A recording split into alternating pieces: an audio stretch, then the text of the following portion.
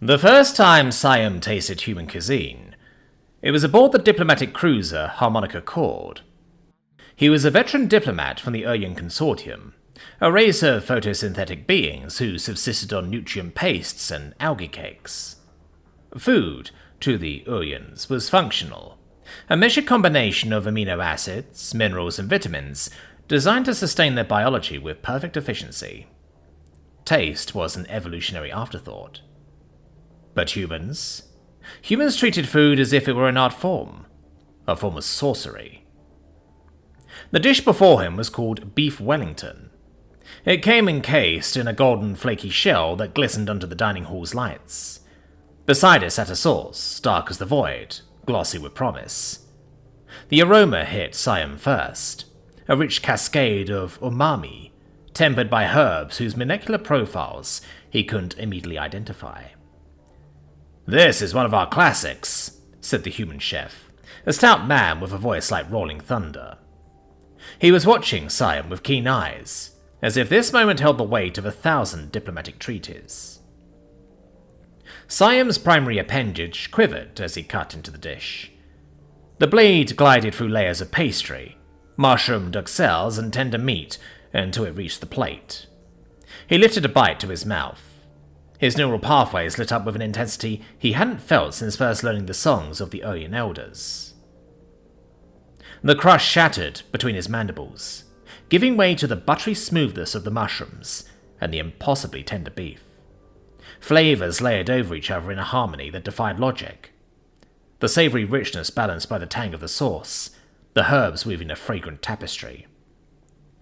"By the stars," he muttered. It was as if he had tasted joy incarnate. The human chef grinned. "Wait till you try dessert." Across the galaxy, humans had become notorious for their reckless audacity, their peculiar ways of turning the mundane into the extraordinary.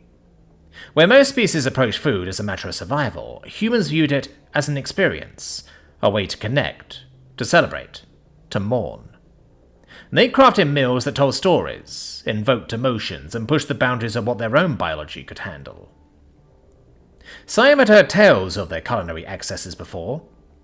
The turducken, a nesting doll of 3 different avian species, roasted together in a feat of absurd engineering. The pâté en croûte, a dish so intricate it resembled the stained glass windows of an ancient cathedral. He had read reports of their omakase, where every bite of raw fish was a meditation on the ocean itself. And then there was the baked Alaska, a frozen dessert enrobed in fire, defying the laws of thermodynamics. The Uryan Consortium's dietitians had dismissed human cuisine as impractical, hedonistic, even dangerous. They pointed to recipes like the fugu sashimi, prepared from a venomous aquatic creature that required surgical precision to avoid fatal consequences. "It's madness," they had declared.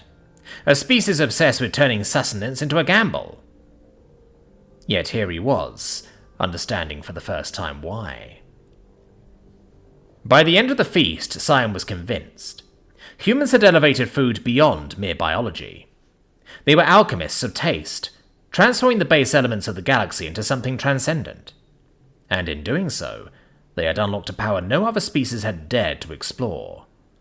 The ability to create not just sustenance, but wonder. When the diplomatic talks resumed the next day, Siam began his address with a gesture unfamiliar to his kind. He raised a toast, a glass of human-made wine shimmering like liquid ruby. "To humanity," he said, his voice vibrant with sincerity, "for reminding us that even in the vastness of the stars, there is magic to be found in the simplest of things."